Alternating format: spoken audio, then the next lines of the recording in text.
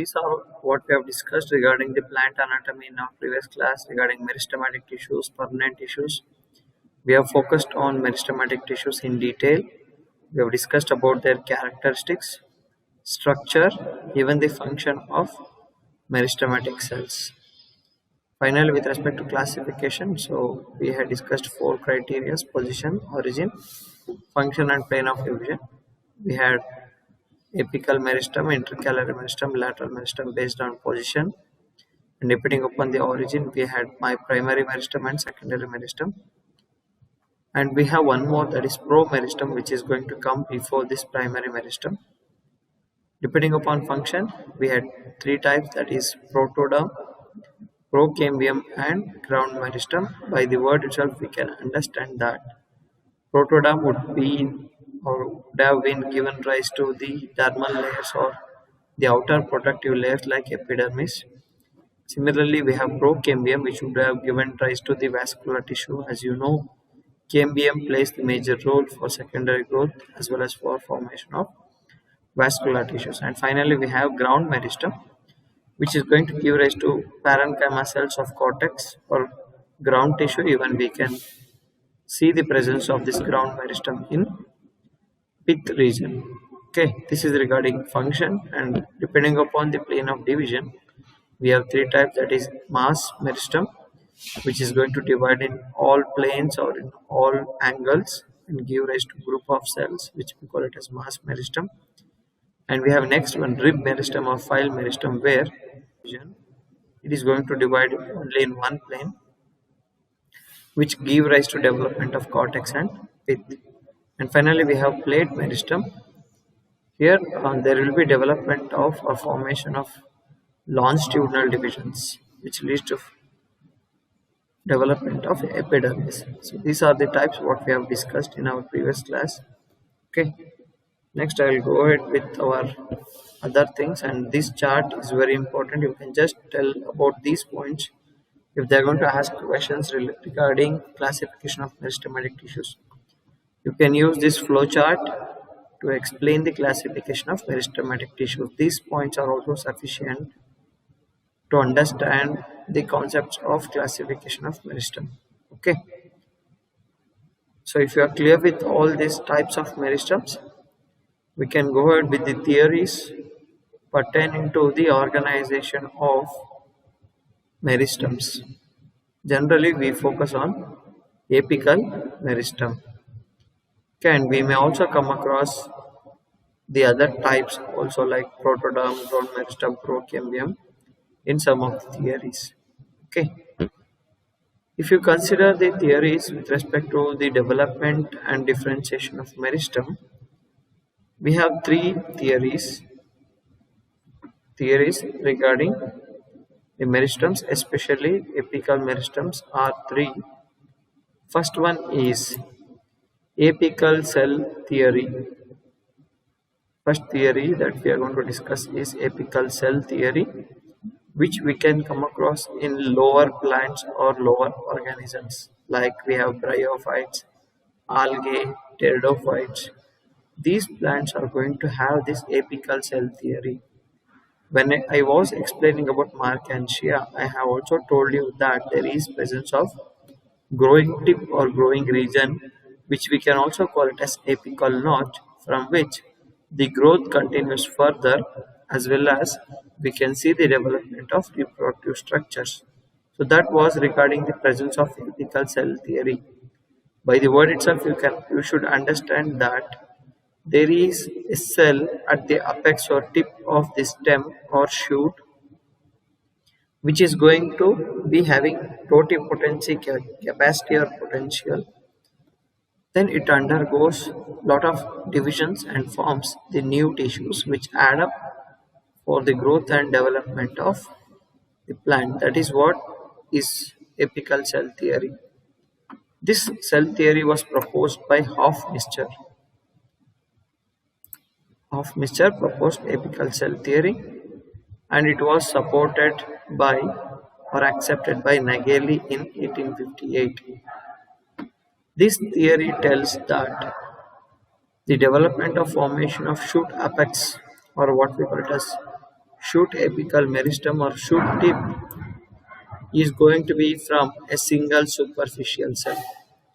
According to this theory, the shoot tip, what we are going to see, is going to be developed from a single superficial cell, which we call it as apical cell. And this apical cell is going to become the structural and functional unit of apical meristem. We have to remember that this apical cell is very important in shoot apex, which is going to help for continuation of growth of this shoot apex. Okay, this theory, as I told you, applicable for algae, bryophytes, pteridophytes, but not in case of seed plant like gymnosperms or angiosperms. This is the first theory which has been put forth earlier to other two theories. This theory is not there in your syllabus, but to understand the next future things, this theory may be helpful for you. Next theory, very important from your point of examination. So we have histogen theory. We have two theories which has been specifically mentioned in your syllabus. One is tunica carpus theory and the other one is histogen theory. We are going to discuss about these theories in detail with diagrams again, but for your brief information, you can use this flowchart. This was proposed by Hansteen. Histogen theory was put forth by Hansteen in the year 1868. This theory is going to be applicable for both shoot tip and root tip. We can use this theory for both studying shoot tip and root tip. That is the applicable nature of histogen theory. Here, according to this theory, we can divide the apical meristem into three zones. Apical meristem can be differentiated into three zones. One is the outermost dermatogen. According to histogen theory, we can differentiate three major layers. The first one is outermost dermatogen. By the name itself, you can understand that derma is nothing but the outermost layer, or we can call it as skin in case of zoology. Dermatogen is going to form the outermost layers like epidermis, or it may be epiblema in case of root. In case of shoot, leaf, we are going to see epidermis, but in root, the name has been changed to epiblema. That is the derivatives of outer dermatogen. Next, we have middle or central peribellum, which is going to form the cortex of stem as well as the root. We have middle peribellum, which is going to form the cortex tissue. As you all know, it is parenchymatous. That tissue is going to be formed from middle peribellum. And we have finally the innermost layer, which we call it as plerome. So this plerome, so now we know epidermis is formed, cortex is formed, pith is also formed, and we have the final layer or the final component that we have left out is vascular tissue. This vascular tissue is going to be formed from innermost plerome, which is going to form stele. That is regarding the layers which we can see according to histogen theory. Apart from this, we have an extra structure with respect to root, which is a mixture of the histogen or the protective layer what you can come across. Root cap.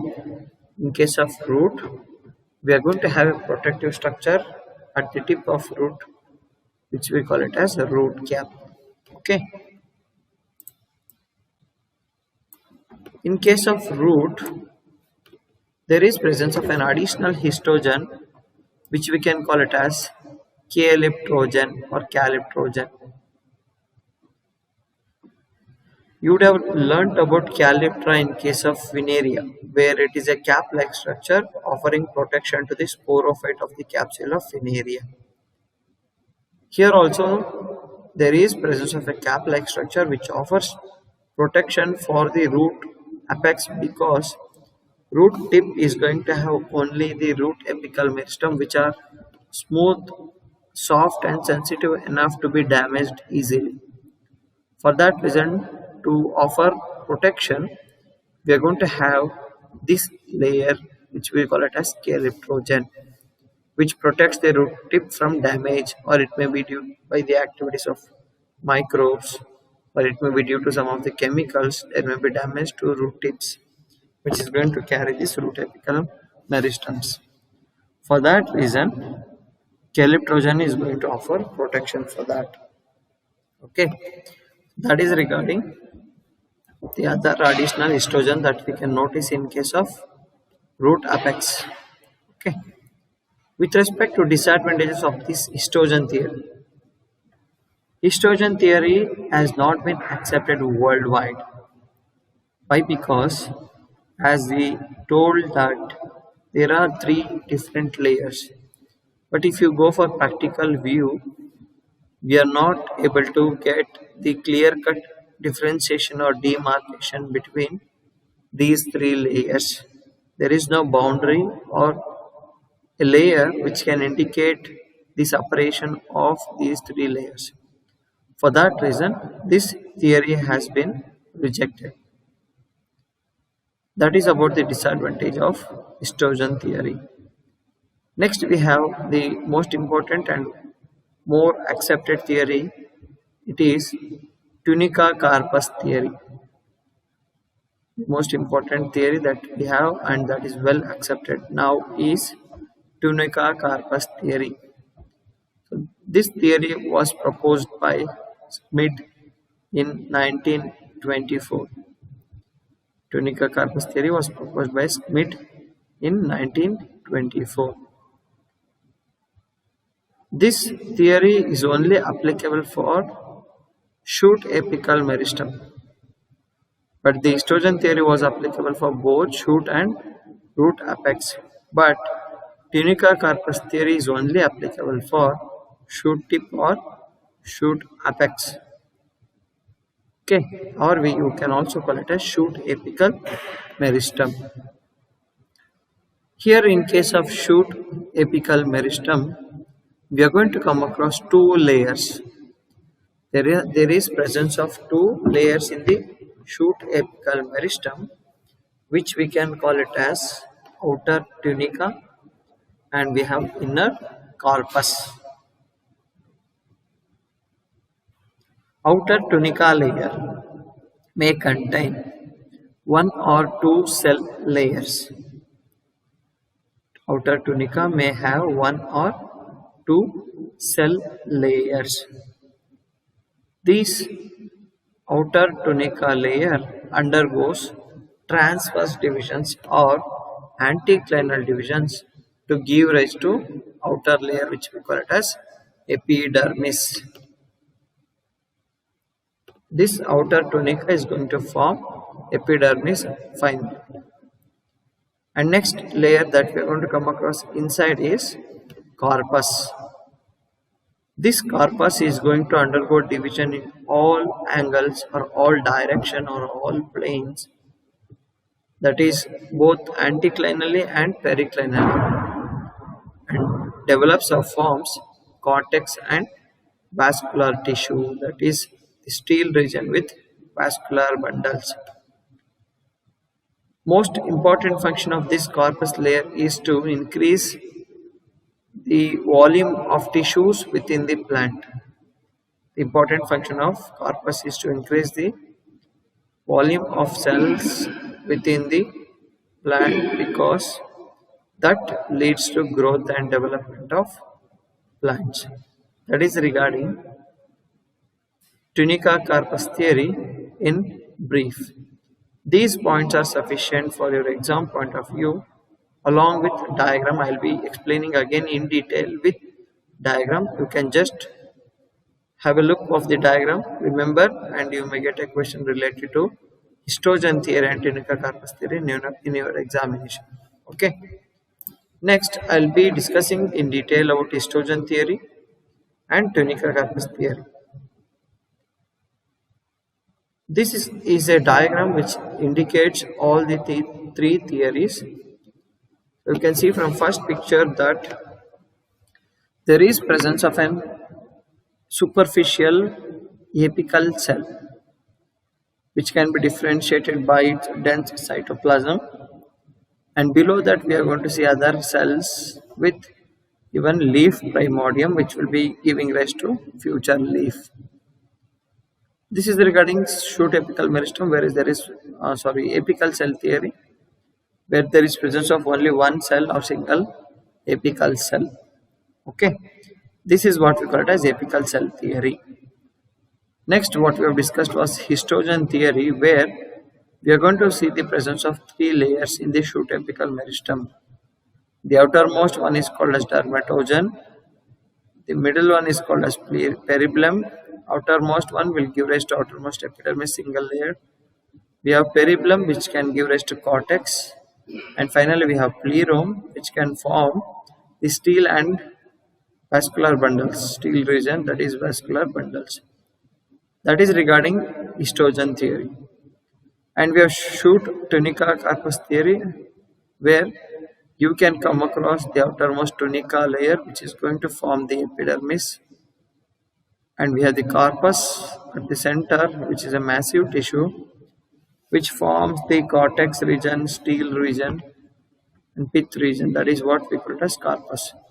So here also you can see leaf primordia, which is nothing but the precursor or the structure which is going to form future leaf. Okay, that is regarding the diagrams that we have to understand to write about the organization or the theories of apical meristem. Okay, next we will discuss in detail about both the theories, that is histogen cell theory, and we have the tunica-Karpus theory. Initially, this histogen theory is not accepted, and even now many of them will not accept this histogen theory, but few scientists are following this histogen cell theory concept or histogen theory concept. This theory was put forth in 1868 by Einstein, as I told you. Here, this histogen in Greek means tissue builder. Tissue builder. So that is, they have given the name for histogen, which can form lot of tissues which helps for growth and development of plant.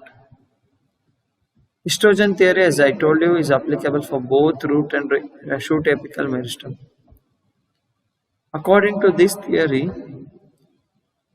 the tissues of the plant body, what we are going to come across, it may be parenchyma, sclerenchyma, collenchyma, xylem or phloem, is going to develop from a group of meristems or a mass of meristems.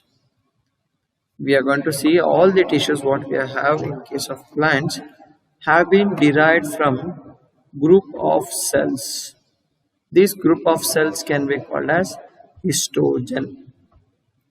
We have a massive cells which can be called as histogen. And these histogen, whatever are the mass of meristem that we are going to come across, can be again differentiated into three zones. Histogen can be differentiated into three zones. First one is dermatogen.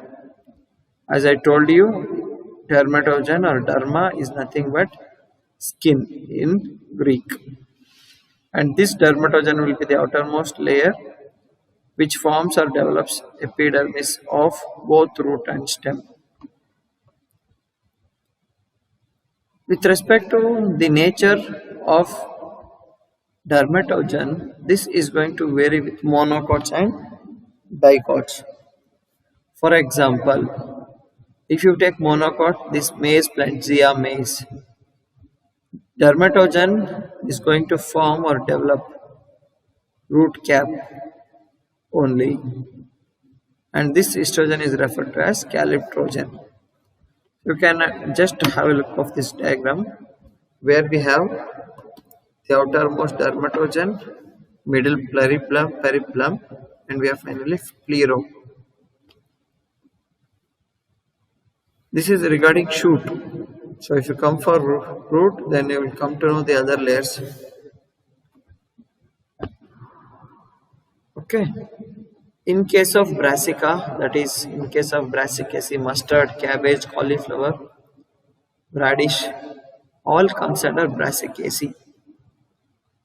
In case of brassica, what we call it as mustard, which is a dicot. This dermatogen or the outer layer, what we have, is going to form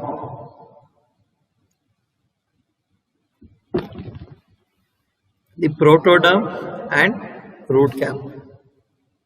It is going to form a protoderm and root cap. Dermatogen, the outermost layer, is going to do this activity of formation of protoderm and root cap. Because of that, since it is involved in the protection activity of root apical meristem, they have called this calyptrogen as, or in case of brassica or dicot, which we call it as dermatocalyptrogen. In case of brassica, dermatogen, since it forms both protoderm and root cap, we call it as dermatocalyptrogen. Okay. Next, the second layer, what is periblum? Okay, in Greek, dermatogen is skin. Similarly, the periblum in Greek means clothing. It is clothing, that is regarding periblum, which has been derived from Greek. This periblum will be next or below the dermatogen, but it will be surrounding the pleroma. We are going to see, you can see from the picture itself. So we have dermatogen, which is blue color, or you can also call that as calyptrogen, which may offer the development of root cap. Then inner to that, so we have periblum, red color, and we have pink color, pleroma. Below this, we are going to see vascular cambium, and we are going to see ground tissue protoderm, that is dermatogen, or we have the primitive layer which can form protoderm, from which we are going to see the development of epidermis. Then inner to that, we have parenchymatous, ground tissue, which has been derived from periblum. And finally, we have pleroma, which is going to give rise to vascular cambium, and that forms the vascular tissue. That is regarding estrogen theory. Okay. And we have some more additional points to be discussed regarding each layer. Periblum is going to form cortex, as I told you, in case of both root and shoot. Even in case of leaf, this periblum has a role for forming the cortex region, which will be parenchymatous. This parenchymatous cells will be having similar diameter in all the angles. That's why we refer it as isodiametric cells. And as I told you, this is going to surround the pleroma.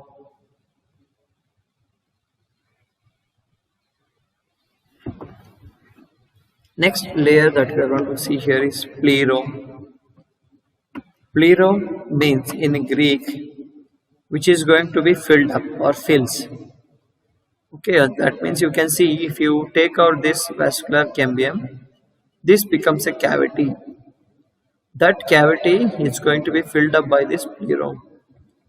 For that reason, they have called this as filling component, or the component which fills. Okay.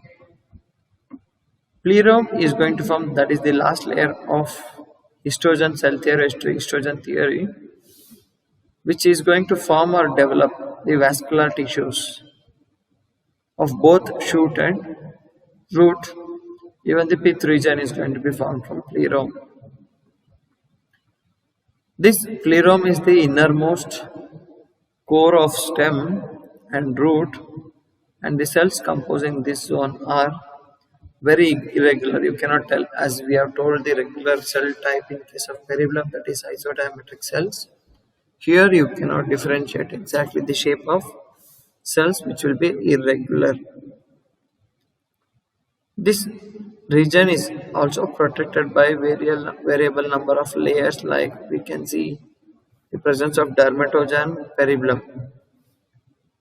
We are going to see the formation of dermatogen and peribulum to help or to support this plerome layer.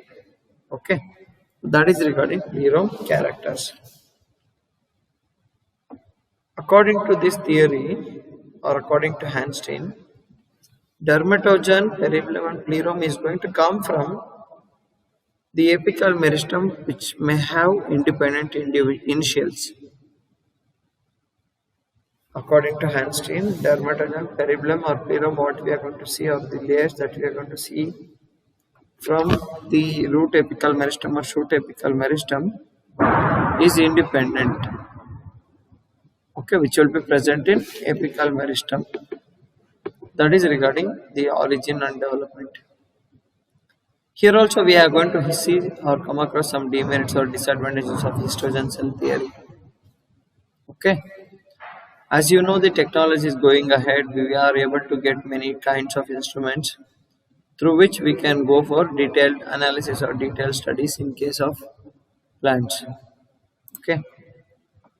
Histogen cell theory, which after some investigations has suggested that the subdivisions like dermatogen, peribulum and plerome have no universal application due to the following few reasons. Okay. With the development of technology, this dermatogen, peribulum and plerome did not have universal usage or application because of various reasons. So first one, that is related to the gymnosperm and the flowering plants angiosperms. As we have discussed for this apical cell theory, that there is no proper demarcation. Here also there is no proper distinction or differentiation between peribulum and plerome. You cannot differentiate the peribulum and plerome. That is the first point why this theory has been rejected.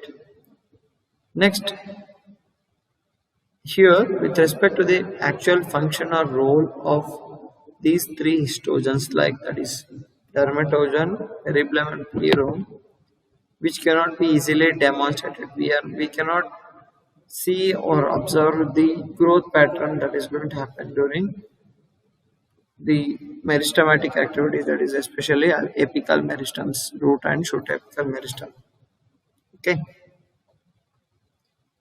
Next point, which also adds up the disadvantage nature of this theory, is here he just wanted to, Hanstein in his concept was to assign specific destinies of histogens. He was able to tell that this layer, it may be dermatogen or plerome or peribulum, would have been forming the respective epidermis, cortex, vascular tissue and pith region. Finally, as so many people have been rejected this histogen cell theory, but two scientists like Eames and McDaniels, who followed this histogen cell theory, and they developed the new concept, that is root apical meristem.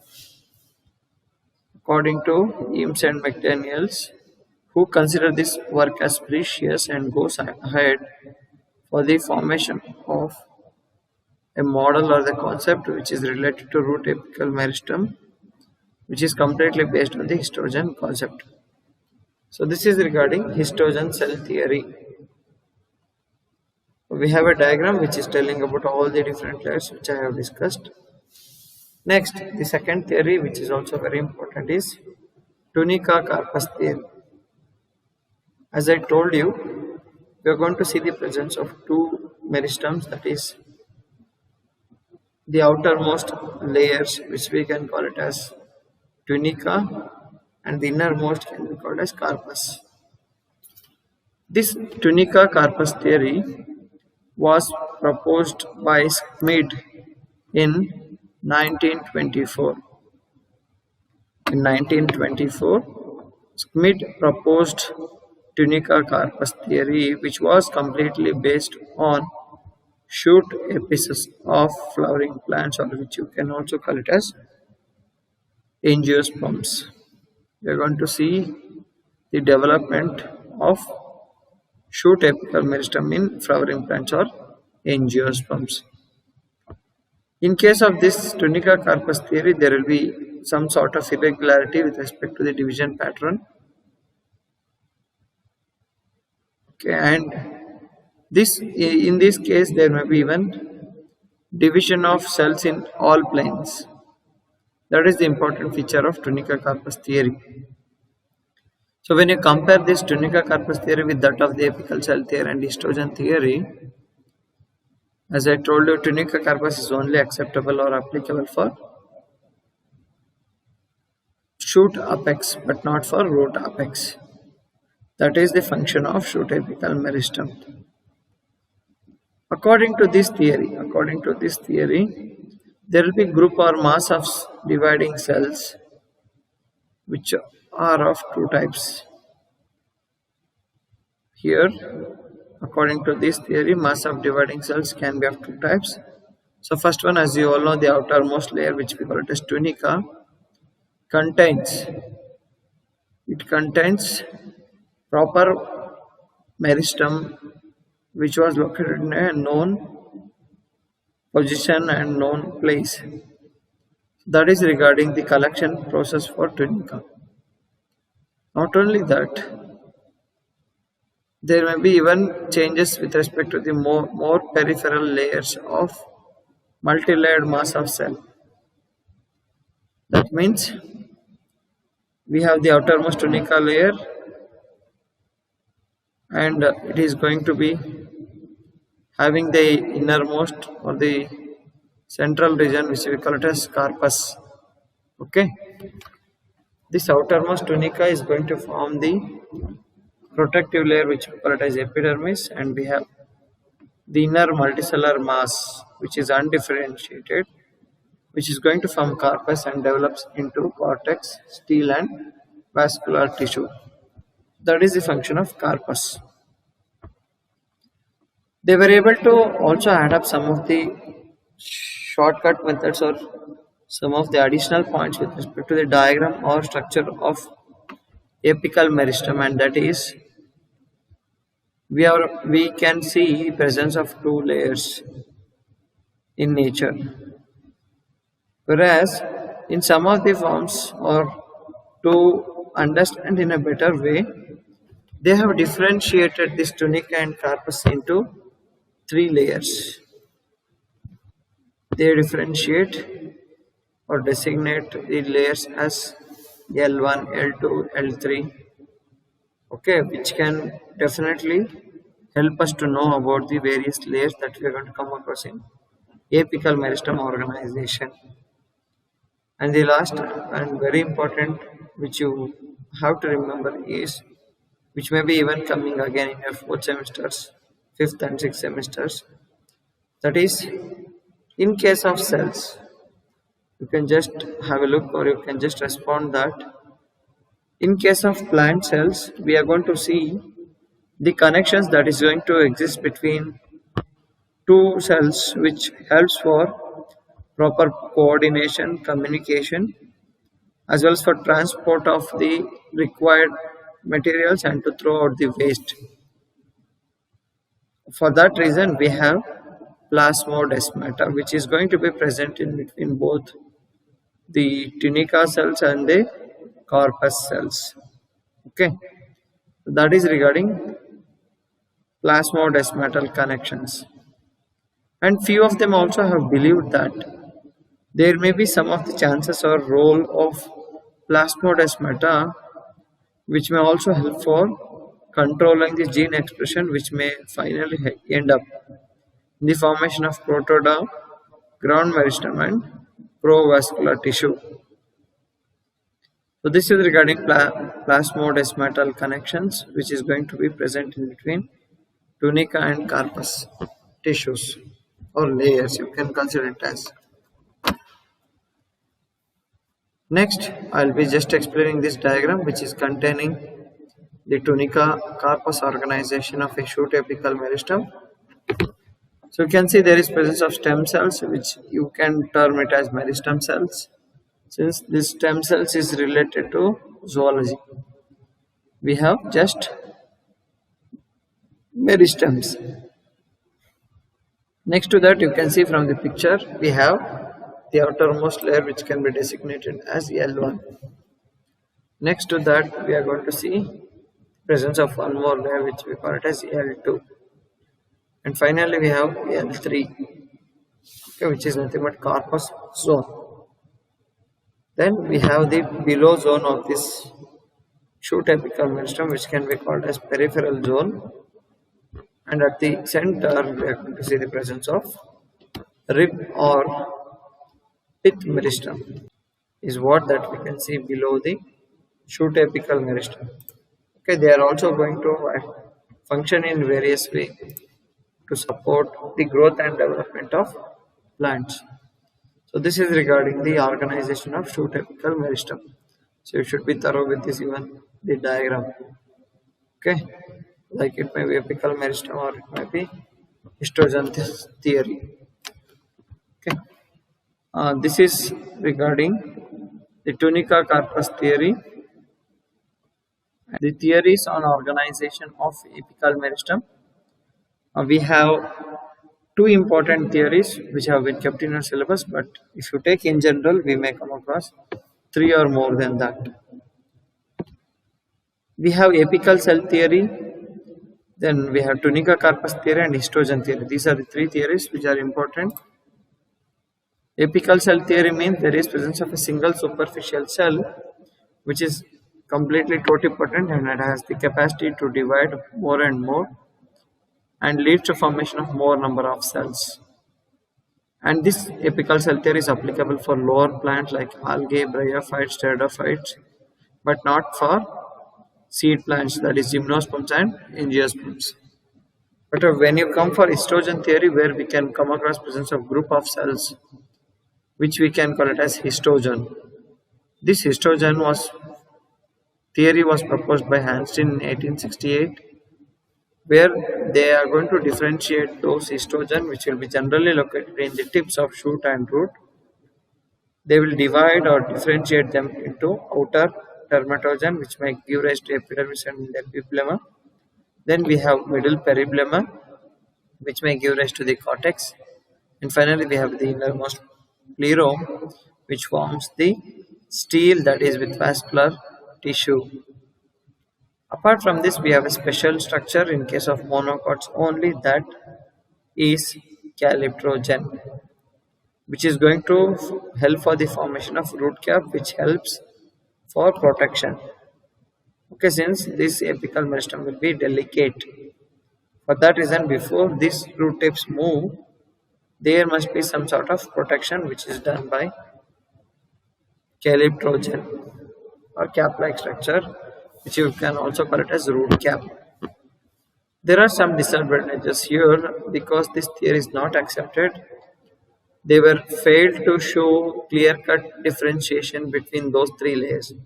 For that reason, it was rejected, but few scientists even accept and they go ahead with these theories.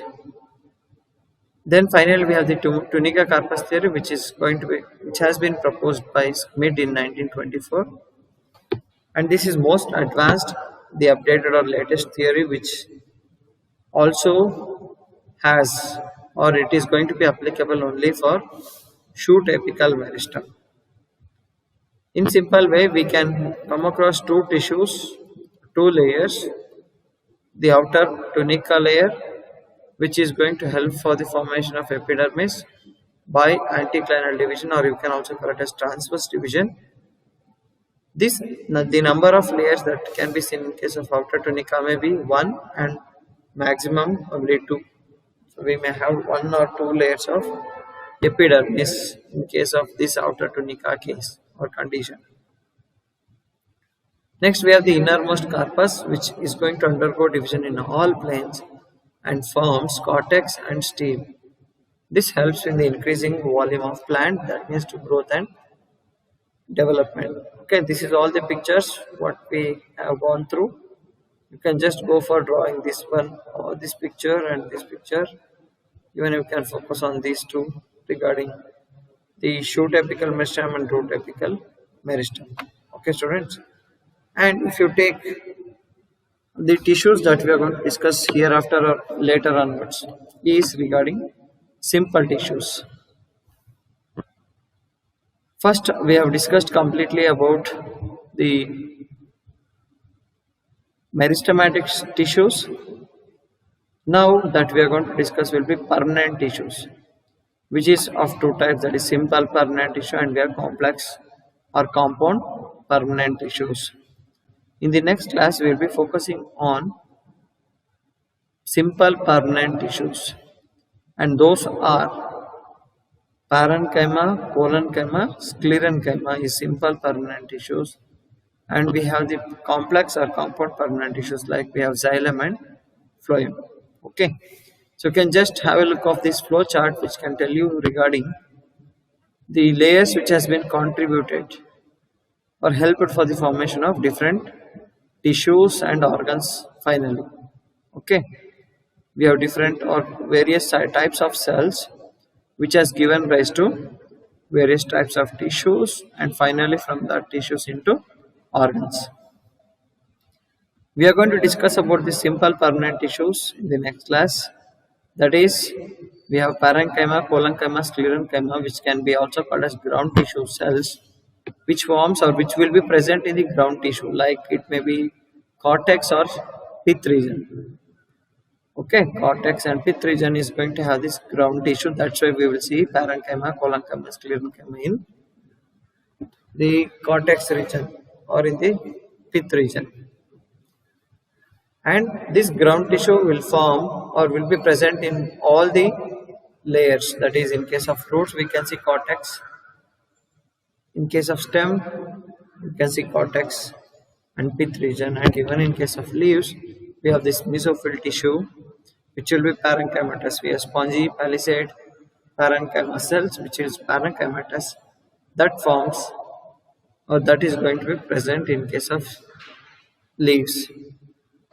And if you take the other components which will be also be merged with this ground tissue is vascular tissue, which contains tracheids and basal elements, which we can call it as trachea, and we have sieve tubes and companion cells. So these are the different types of cells that is going to contribute for the formation of vascular tissue, which forms or which will be present in all plant organs, like it may be root, stem and leaves. We are going to see vascular tissue, xylem and phloem, in all these structures. Next, finally, we have the protective layer, that is dermal tissue, which will be containing or having epidermal cells, stomata and trichomes. Okay, we are going to see the formation of epidermal cells from dermatogenesis, you all know, or it may be from the tunica layer, which will be barrel shaped, or it may be rectangular cells which will be attached next to one another to form a single layer of cells, with sometimes presence of extra structures like stomata, which may help for gas exchange of gases, transpiration and all these important physiological things. And we have finally trichomes. You have to understand, and I would have been discussed when explaining algae, that is trichomes, which is nothing but hair-like structures, or we are also going to call it as epidermal appendages. Okay, which is going to develop from the epidermis. That is regarding the dermal tissue trichomes. This dermal tissue is also required to have protection for all these roots, stems and leaves. Okay, I'll just brief out regarding the simple tissues that we are going to discuss tomorrow, like parenchyma. You can just have a look of these pictures. So these parenchyma cells are not much specialized, but they are going to do various functions, important functions, and most of the plant's metabolic activities will be performed within these parenchyma cells. Okay, so majorly these parenchyma cells may be oval, spherical, polygonal, hexagonal in shape with complete cell organelles, and we may also see more number of chloroplast within this parenchyma cells. So we have various types of parenchyma again, like if the parenchyma is filled or contains more amount of chloroplast, we call that type of parenchyma as chlorenchyma. You can just answer in a simple way that parenchyma containing chloroplast is chlorenchyma. Similarly, we have the parenchyma which contains air as aerenchyma. Okay, so this is what we are going to see in case of types of parenchyma and these characters of parenchyma. So you can see these are all mesophyll cells are all nothing but parenchyma cells since it has chloroplast, vacuole, normal nucleus. Next we have sclerenchyma. Here parenchyma is a living tissue. I'll be explaining in detail about parenchyma next class. So parenchyma is a living tissue, whereas sclerenchyma is a dead mechanical tissue. It is going to contain sclerids, which is fiber-like nature, which can give strength, lot of strength, as well as supports in conduction. Okay. This sclerenchyma will be thick enough because of presence of or formation of primary and secondary cell walls. Okay, that means we can see the deposition of cellulose, hemicellulose, then we have lignin, cutin. These things will be deposited on the walls of sclerenchyma, which are dead cells, and makes these cells to be thick enough to have or to offer mechanical support. That is regarding sclerenchyma, what you can see from this red color picture. Then finally we have the other simple permanent tissue, that is collenchyma. Collenchyma is living similar to parenchyma, but performs supporting character or supporting nature. That means it gives mechanical strength, but with living condition. Okay, so that is what we call it as collenchyma. So we can see collenchyma cells in case of dicot cells. Okay, and we have this sclerenchyma fiber here in case of monocot leaves. So these are all pictures which can help us to understand various layers or cells, okay, which we can discuss in detail again in the next class. Then we have the complex permanent tissues, that is xylem. As you all know, the xylem is a water and mineral conducting tissue which contains the vessel elements or vessels, which can also be called as trachea, and we have tracheids. These cells what we have are similar to, or it may have this sclerenchyma more in number. Because of that, these cells will be dead at maturity, but even they work.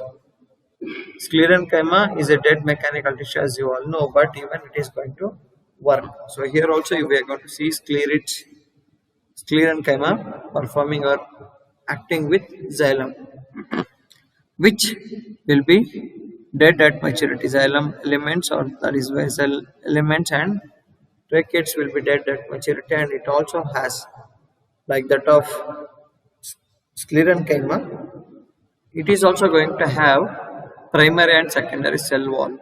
Okay. Apart from this xylem is also going to have pits or holes or perforations on their walls, which help for exchange of water and minerals along with food also. That is regarding the function of pits, where in these pit regions or in the pore regions there will be no presence of secondary wall layers, because there is a gap which will not allow the deposition of those secondary wall materials. Okay, and the wall here will be also thin. The wall of xylem will also be thin, or sometimes the wall like the secondary volata, what I told you, may not be even there. Okay, this is regarding the structure of xylem. And finally, we have phloem, which is the food conductive tissue or transports sugar and other carbohydrates, proteins, lipids to the parts where it is required. So here, phloem is going to just act as a channel for the taking up of food from one location, that is from source to sink region. Source is a region where food is prepared, that is especially your leaves, which can also be called as kitchen of the plant, which is going to transport the prepared sucrose carbohydrate molecules from phloem parenchyma companion cell to the sieve plates, sieve cells, or sieve tubes, what we can call it as, which are arranged one above the other in a pipe-like fashion. Okay, this is regarding phloem. This phloem has the mixture of cells like phloem fiber, as I told you, phloem parenchyma, companion cells, sieve plate, and we have sieve tubes. In case of lower organisms like gymnosperms and pteridophytes, we are going to see only sieve cells. Okay, so that is regarding the simple permanent tissues and complex or compound permanent tissues, which we will be discussing again in next class with varied pictures or diagrams which can tell you in detail about these tissues. Okay, students.